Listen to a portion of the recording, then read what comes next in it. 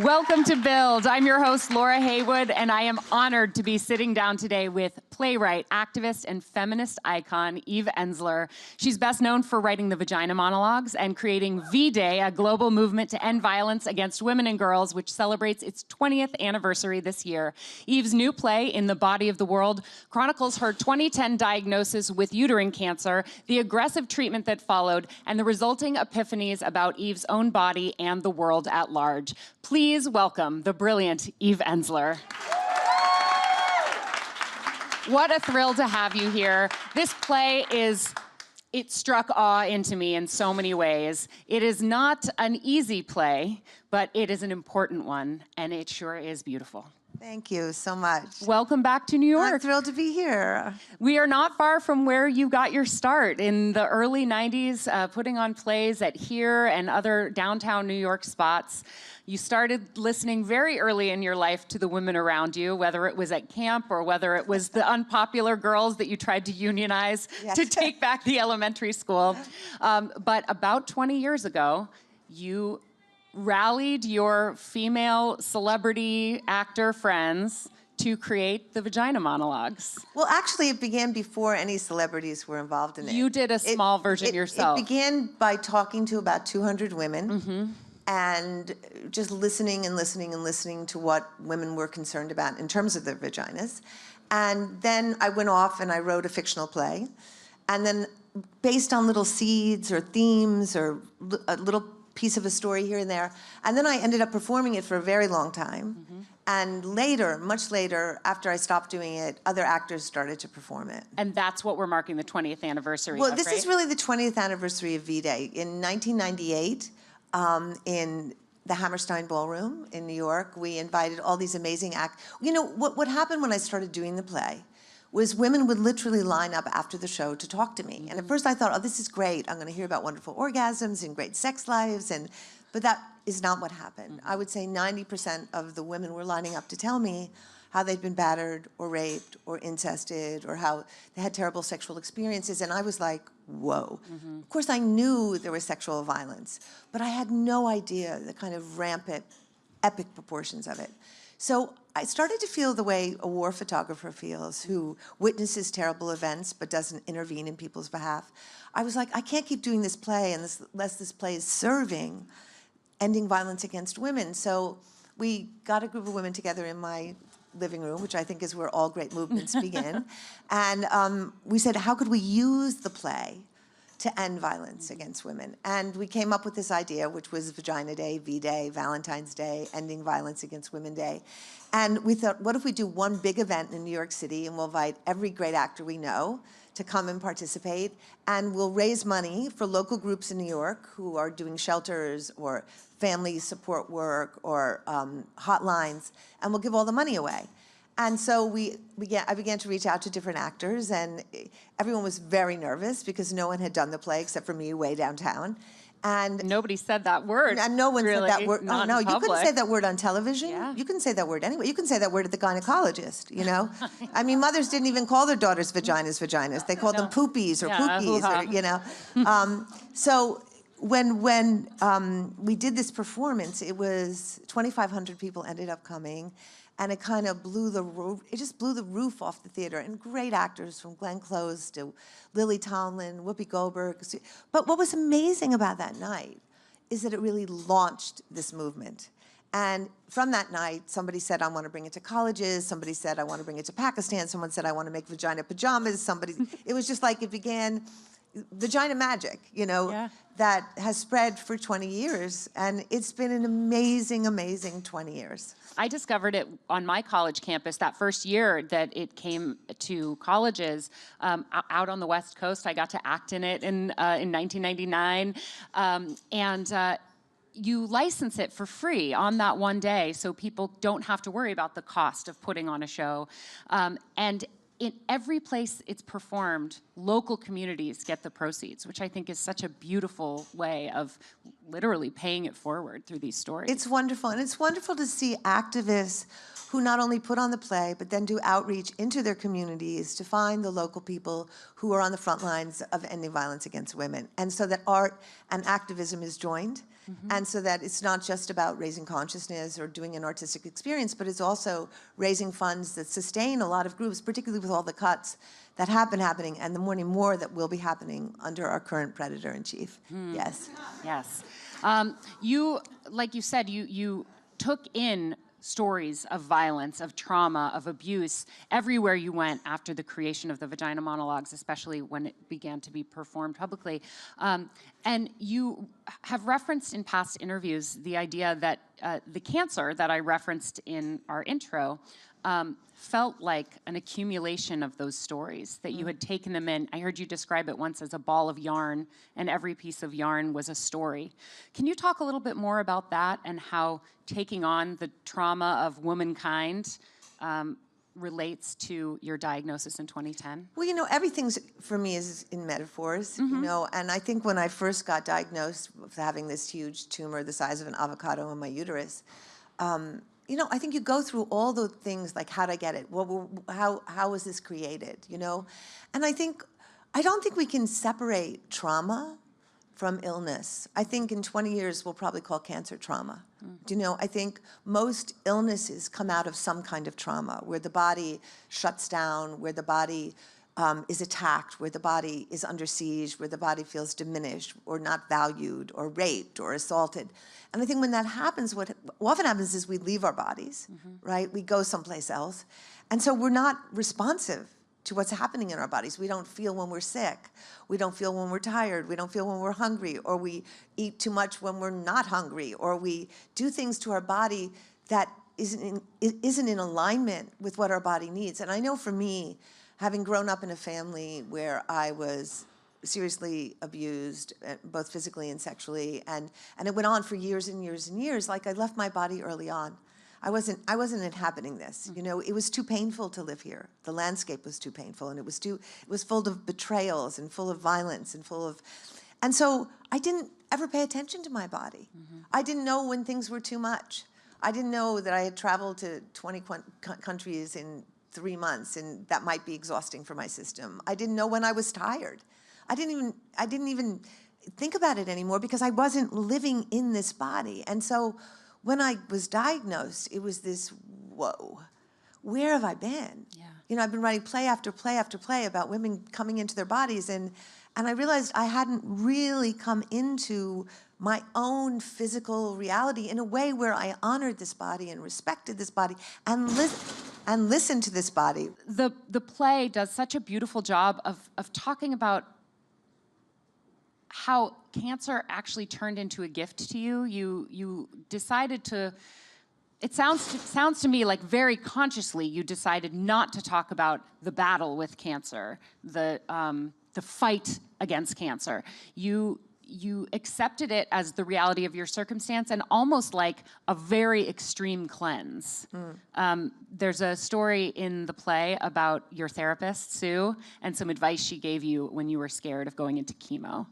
Right. Well, just to address the first thing, then I'll talk about Sue. I think it's really interesting. I think everything's so metaphoric. You know, I keep thinking about how do we address the times that we're living in right now with a person who's in charge who has all the qualities of everything many of us have been fighting against for years: racist, sexist, misogynist, hating of immigrants, hating of LGBTQ, and who's spreading hate everywhere and dividing and setting people against each other. And I don't know that we can beat that on its own terms, right? I don't know, but I do know we can create another reality that's much more attractive and that's much more beautiful, and where people want to come to that reality, where people are treated equally, where we don't have this gigantic disparity between the very, very rich who own just about everything and the rest of us who don't, or looking at, just for example, what's happening to our environment. Like every day we're reading about another deregulation, whether it's pesticides, whether it's drilling, whether it's the destruction of the waters, whether it's everything that is about life right now is under siege. And for me, I think the antidote to that, the resistance to that, is to claim life, to claim connection, to claim love, to claim care, to claim standing up for people who are under siege, to say, no, you're not going to get to throw out 800,000 beautiful young dreamers. No, that doesn't get to happen. And I think in the same way, I don't know that you can fight cancer, right? I think you can begin to see it as some alchemic process that's happening to you, that you go into to begin to transform what is happening in your body, you know? And in that sense, you are fighting it, but it isn't a fight. Do you know what I mean? It's a chemical, alchemic, transformative process. It's not punitive. It's not battling. It's not violent. And I think when I first was diagnosed, you know, it was pretty severe. I had stage 4 cancer. That's kind of end game. That's like, oh, that's a kind of death sentence, you know? But I thought to myself, okay, if I'm gonna die, you know, it was kind of up in the air, what do I need to clean out of this being before I leave this world?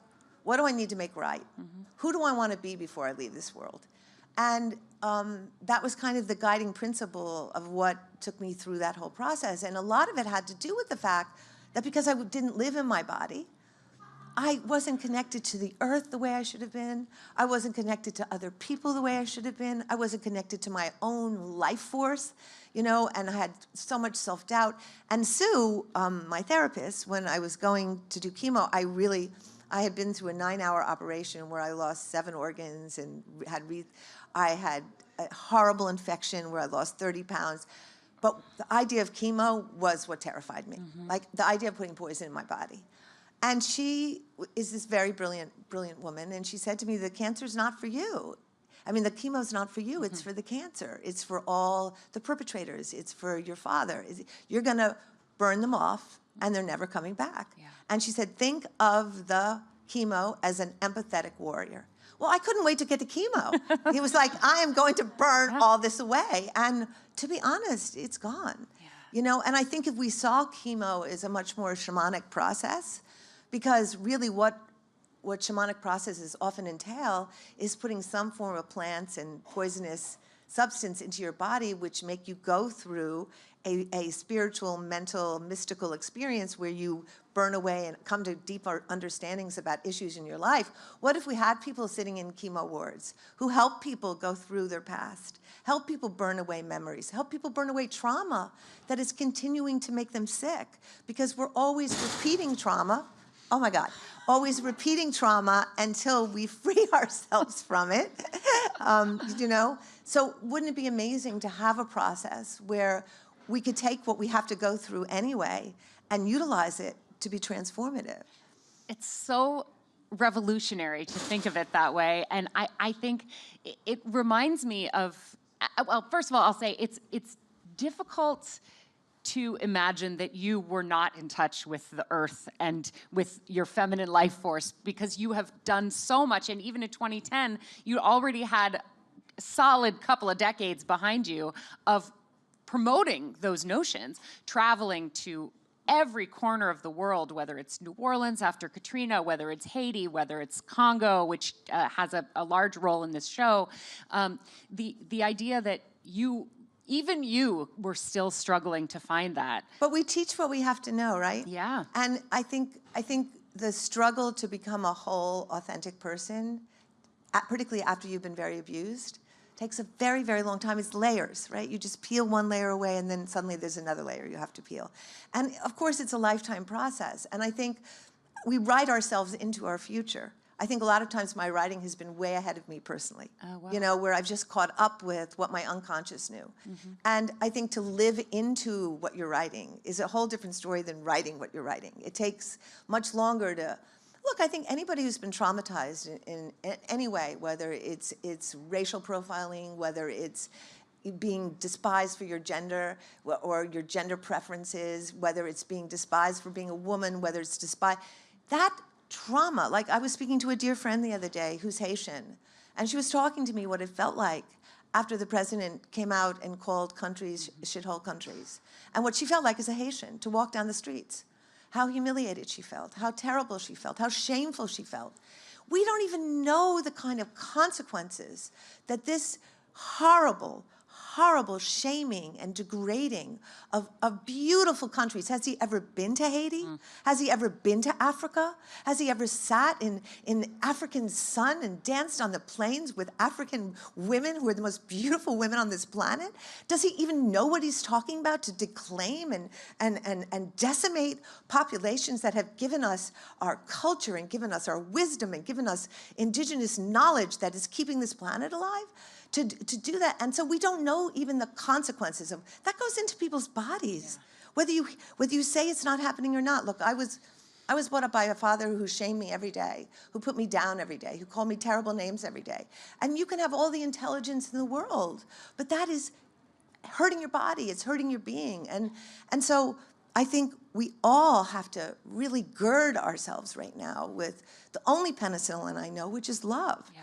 Which is, how do we take care of each other and look at people who are being degraded and deported and exported and demeaned by this president, and look at everyone around us and see them and love them and protect them from this virus, which is what this orange virus predator is. It's a virus. Yeah, well said.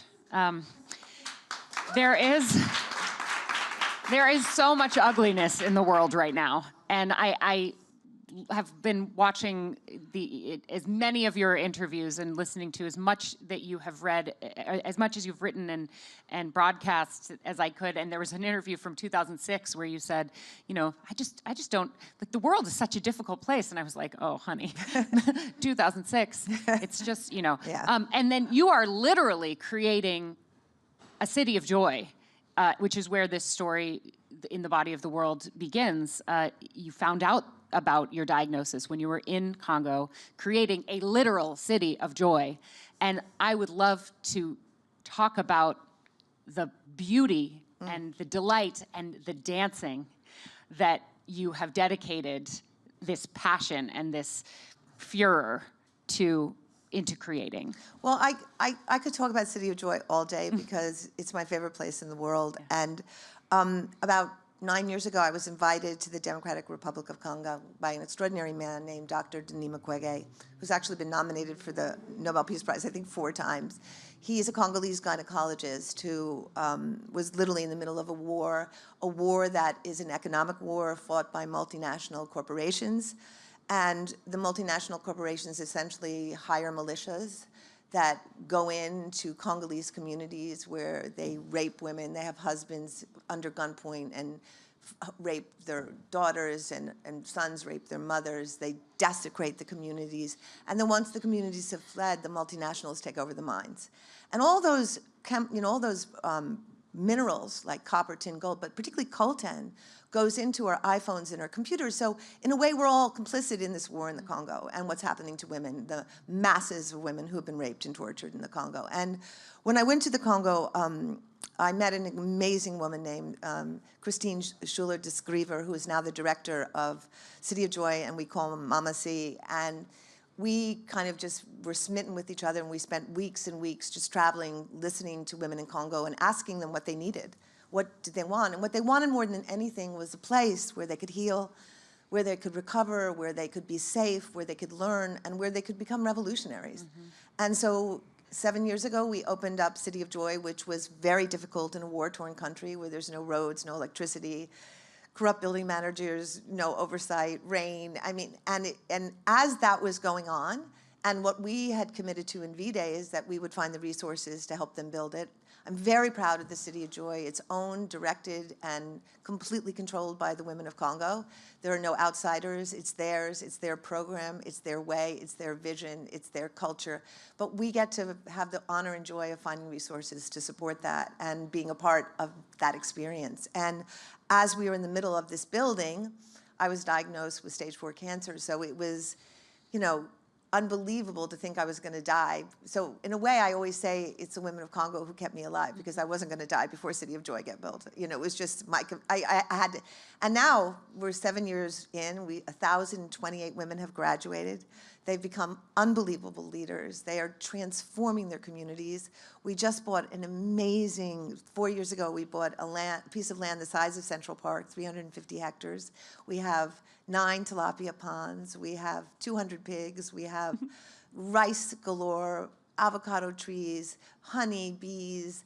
And women are now living there and doing permaculture and really turning pain to planting, so we have pain to power, pain to planting.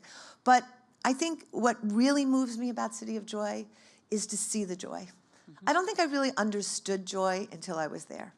That joy that comes from gratitude, the joy that comes from grace, the joy that comes from community, the joy that comes from women who have literally seen the worst trauma in the world and have come through it and are now coming into their power and their sexuality and their hope and their vision and their leadership. When you tell these stories on stage, it is transformative. And Mama C is coming here. I know, Mama C. And did you say the doctor is? No, Mama C is coming. Mama C is coming? Yeah, she'll be doing talkbacks at the play the week of the 13th. And I'm so excited because she's amazing. And my doctors from the Mayo who saved my life are also going to be coming here this Sunday. And they're the most wonderful. And they ended up coming with me to Congo after I recovered, and they did surgery. The man who removed my uterus, the doctor, did surgery with Dr. Mukwege for the women in Congo, and the colon surgeon I had, Dr. Hansen, I call him in the play, he did it. And it's amazing because there's this amazing community that's been formed between Congo and the Mayo now, and Dr. Mukwege's son went to school at the Mayo now. So it's pretty incredible how, love is contagious. Yeah. It's as contagious as the virus. We have to keep remembering that. And we have to stand for it, And I want to make sure, as we encourage people to see in the body of the world at Manhattan Theater Club, that there are equal parts joy and anger. And funny. There's funny. so much funny, yeah. And your ability, you're unparalleled when it comes to storytelling, and I'm so glad that you're back in New York. We're going to take a few questions from the audience, but first, my favorite moment in the show is a story you tell about a tree. And I was hoping, without, giving away the play itself, talking about the tree and its meaning. Yes. Can I say one thing before that? Of course. I also just want to say it's 1 Billion Rising season. Oh, yes. And as everyone knows, V-Day goes on every year, which are productions of the Vagina Monologues. I think there's 700 productions, 700 places, 2,000 productions this year. But every year, people do 1 Billion Rising across the planet. There are thousands and thousands of risings where people organize in their community what they want to rise for. And it's through dance and the expression of dance or artistic expression. And if you go to 1billionrising.org, you can sign up. This year has to be the biggest year we've ever had because of everything that's going on in the Me Too movement and Time's Up, but also the outing of all the many predators in our midst. And they're really coming forward in another wave of women telling their stories and bravely standing up to say, time's up. This is the end. Like, this can't keep going on. Yeah. But the tree, I'll tell you quickly. 1billionrising.org is .org. Yeah, got it. I think for me, the biggest shift for me during cancer, I'm a city girl. I've lived in the city all my life, I never even imagined myself living in the country. That idea was abhorrent to me. I think I actually said at some point, I hate trees. You have I think my favorite quote from in that area is that you once said that you had kind of a sarcastic relationship with nature. Yes, I did. Like all people who live in New York, right? And then what happened was I was in this hospital room for a week, and the only thing I could look at was this tree outside my window. And at first I thought, oh my God, I'm going to go insane with boredom. And then 2 days later, it was like I saw the tree. I saw the tree. And on Tuesday, I meditated on bark. On Thursday, on branches. On Friday, the green leaves. And it was the turning point. And I now live in the country. I moved to the country 2 years ago because I can't bear the assault of the city. Yeah. What it reminded me of was I was in the audience for your final performance in San Francisco in 2004 of your play, The Good Body. And you tell a story about asking a woman if she likes her body. And she says, my body's like a tree. You don't get mad at a tree for not looking at like another tree. That's right. You appreciate the tree. And hearing you tell the story in The Body of the World, I was like, she finally appreciates the tree. No, I know. That was a wonderful woman. Love your tree. Do you say this tree is more beautiful than that tree? love your tree, love your tree. You know, took me a long time to figure that one out. Let's take some questions from the audience. Hi. I got a chance to see a play. It was very beautiful. The ending of it is amazing. I recommend anyone to go see it. If someone's struggling with cancer and battling it, what is the one message that you want them to take from the play? Because I felt like the fact that you lived your life's purpose, I felt like that's why you were able to defeat the cancer. And also I want to know what's the name of the last song that you played. Oh, yeah. Yeah, because that was a great song. I think it's the Donna Delore song. Is it Sanctuary? Just go on Donna Delore, because I'm a total Donna Delore fan. It's such a beautiful album. You'll find it if you go on that album. It's a really good question about cancer. You know, I think cancer is such a strange metaphoric thing, right? Because when your immune system breaks down, cancer cells look very much like all the other cells in your body. So they kind of slip in and they pretend to, kind of like somebody we know. They kind of slip in and tell everybody that we're just like you. I've got your back, I've got you covered. But really, they're not that at all. They've come in to sabotage and take over and destroy the house. And I think when your immune system is really low, your body doesn't have the capacity to identify those cells, right? So one big part of getting well is building up your immune system. And there are lots of ways to build your immune system, because I see the whole spirit, body, heart system, physical, as all the same. You got to be surrounded by people who love you. You got to clean out anyone who doesn't love you. You know, you can't have people around you who are pushing your buttons, playing games, making you feel bad. You know, I just knew for me, I can only be around people who are with me in this time. And maybe later on when I'm stronger, that's number one. And I think the other thing is to just think about what it is you want to live for. You know, to really imagine and dream of what do you want to do with your life? Who do you want to serve? Who do you want to connect to? What's important to you? And there's no rule that any one of us are going to live or not live if we do it right. You know, I have no idea if my cancer is going to come back. I live every day like it's this day, right? But I do know that if I'm making a choice to live this day in service and in love and in connection to everyone around me, to be as generous as I can be, to be as open as I can be, to be as funny as I can be, to not bring the darkness into the room, but to bring light into the room, I'm okay with dying. Right? I'm okay with that because I feel okay about me. And I think when you start to shift that inside yourself, I think you start to get well. You know, who knows what it is that is the thing that stops one person's cancer and doesn't stop another. I mean, there's a certain amount of, it's up for whatever. But I don't think we have to see illness as the enemy. I think it can be our transformer. It can be the alchemy which takes us to a deeper level. I had to be stripped all the way down to the ground to come back into my body. Like I woke up after 9 hours of surgery with tubes and catheters, and I was like, damn, I am a body. Like I'm a body. It was the first time in my life, you know? So I think the more you can get back in here so you can feel what your body needs, you can feel what your body is looking for, or what's absent in your body, the better chance you have of getting well. Thank you. Who else has a question? Hi, Eve. It's a real pleasure to hear you speak today. And what struck me, I think, is the way you speak about trauma without anger. And I wonder, is anger something that you think is important to shed immediately, or does it have a use in experiencing trauma? Oh, I think anger is critical. And I'm just on a non-angry day, honey. You know, I mean, like, I don't know how we're not angry right now. How can we not be angry? I mean, look around at everything we believe and everything we've been fighting for being wrestled out from underneath us, you know?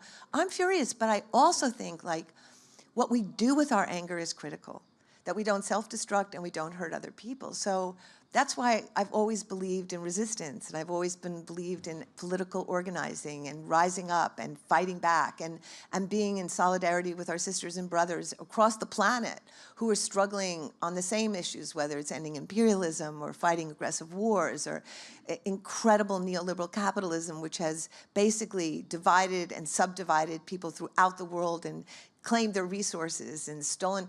You know, there's plenty to be angry about, but I think humor really helps.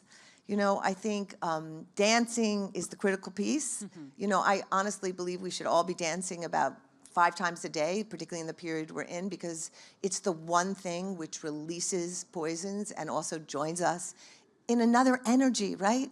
In a much more mystical, a much more artistic, a much more loving energy. And if anything is going to win right now, it's creating this energy over here that is beautiful, that is ecstatic, that is loving, that is radical, so that people are like, well, that world does not feel good. This world feels better over here. And that has to do with how are we going to make sure everyone gets health care? How are we going to make sure these tax cuts don't happen so that people aren't obliterated? How are we going to reach out to all the people who are being harmed and put down and exported and protect them? And I think that's where we're going to get our strength, is in those chains of connection. We have time for one more. Hi. I was wondering, what's the best advice that you ever got? Oh, wow. The best advice I ever got. Wow, that's a good question. You know, I'll tell you something. When I was young, I did a play with Joanne Woodward. I don't know if you know who she was. She was married to Paul Newman. She was a wonderful actress, and I had an occasion where I worked with her at a very young age. And she and I and Shirley Knight were doing a play which was anti-nuclear war, anti-nuclear armaments, which was under Reagan, who, in my opinion, destroyed just about everything that's happened in the future. And we were doing this play, and I had written it for Joanne to perform in it. And she called me in, and I was terrified. She was Joanne Woodward. I was like a 23-year-old playwright. What did I know? And she said, no, I like the characters. I like the play. But Eve, it's not funny. You have to make this funny. And I said, it's a play about nuclear war. She said, you're funny. Go and make it funny. And I'll tell you something that was one of the best advice anyone ever gave me, because we can't bang people over the head with information and telling them what to think. But when people are laughing, there's a great expression, and I'm going to misquote it, when people are laughing, ideas can enter them and they don't even know it, you know? And I think what we need more of in this world is humor. We need to laugh more, and we need to communicate ideas through humor, because that's how people can tolerate things, particularly now when people are so overwhelmed by what's going on.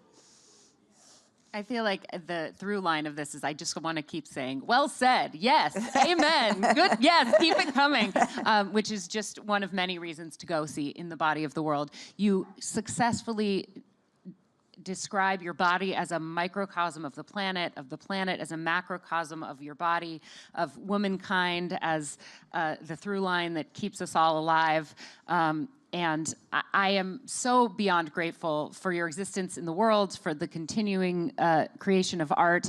And I look forward to celebrating the 20th anniversary of V-Day on February 14th. And I'm hoping to celebrate it every year of my life for the rest of time. Thank you so much, Eve Ensler, for being here. Thank you. Thank you.